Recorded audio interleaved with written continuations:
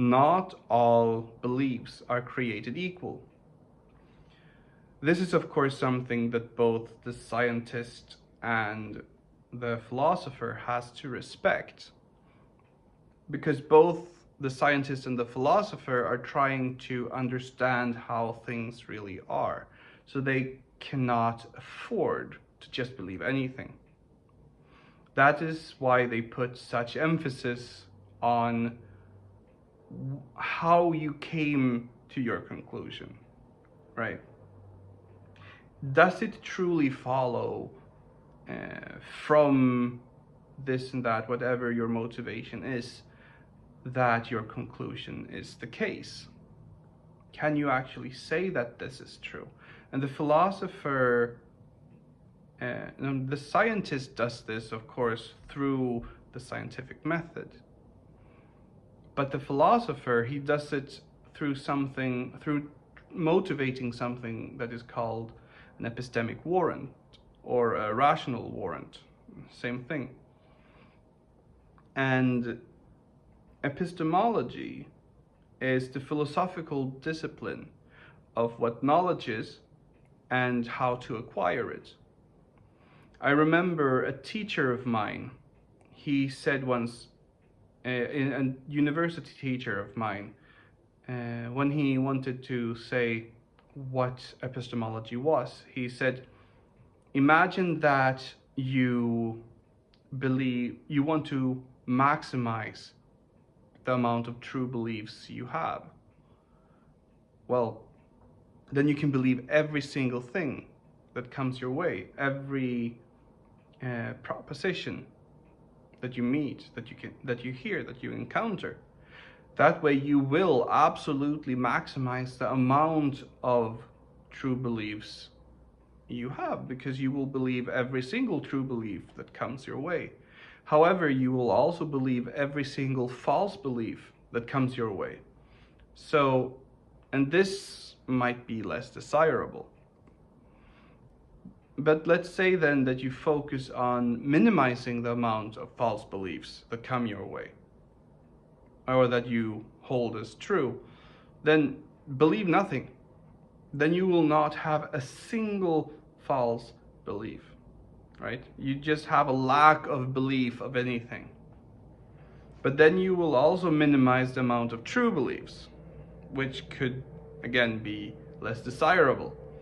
And this is where epistemology comes in, because what epistemology does is it tries to maximize the amount of true beliefs that you have, whilst at the same time minimizing the amount of false beliefs that you have, right? And there you get the philosophical methodology of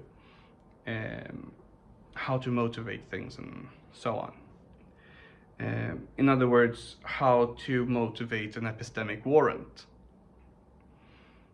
And an epistemic warrant is simply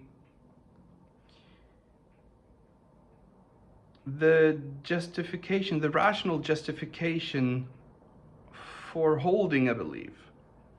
Let's say that there is a guy named Fred. We see him go into the other room. Now we know that that room has only one exit, right?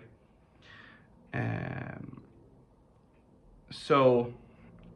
we have been at the exit. We have seen the exit all the time. We have not seen Fred leave the room. So we could motivate an epistemic warrant for the belief that Fred is in the room, right? We have evidence to support this. However, seeing Fred go in the room might not be enough to say that, what should we say? Fred is on the other side of the world, right? Because it doesn't follow from Fred going into this room here that he's all of a sudden on the other side of the world. So whilst we can have motivate an epistemic warrant for the first belief, we cannot, with the same data, motivate an epistemic warrant for the second belief. So this is very much what philosophers are doing. They are trying to check for epistemic, trying to motivate an epistemic warrant for a belief. Alternatively, trying to motivate that some other philosopher does not have an epistemic warrant for his belief. Or maybe motivate that a philosopher indeed has an epistemic warrant for his belief, even though some other philosopher said he did not. And this could take the form of, let's say that a philosopher, Fred, he says, he states X. He says X is true. And he motivates this by saying that A is true, and that we know. And A also implies B, and B implies X. And therefore, X must be true. But let's say that another philosopher, George, comes and he says, well,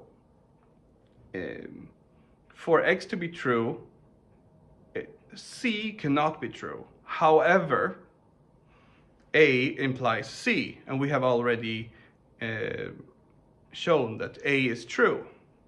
And he needs A, Fred needs A, George says, to motivate X, but A motivates C, which motivates that X is not true. Therefore, Fred does not have an epistemic warrant to believe, or a rational warrant.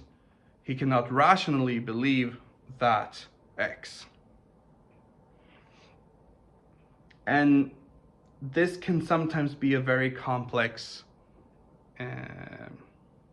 process to go through, make sure that your belief is properly inferred, that it follows properly from the premises in the appropriate way, to show that nothing that must be true contradicts that the belief in question is true, and so on and so forth. And in a way, I suppose learning how to do this properly is an art, but that is what makes philosophy so valuable. And establishing an epistemic warrant will mean that you can trust in the belief to a much better degree.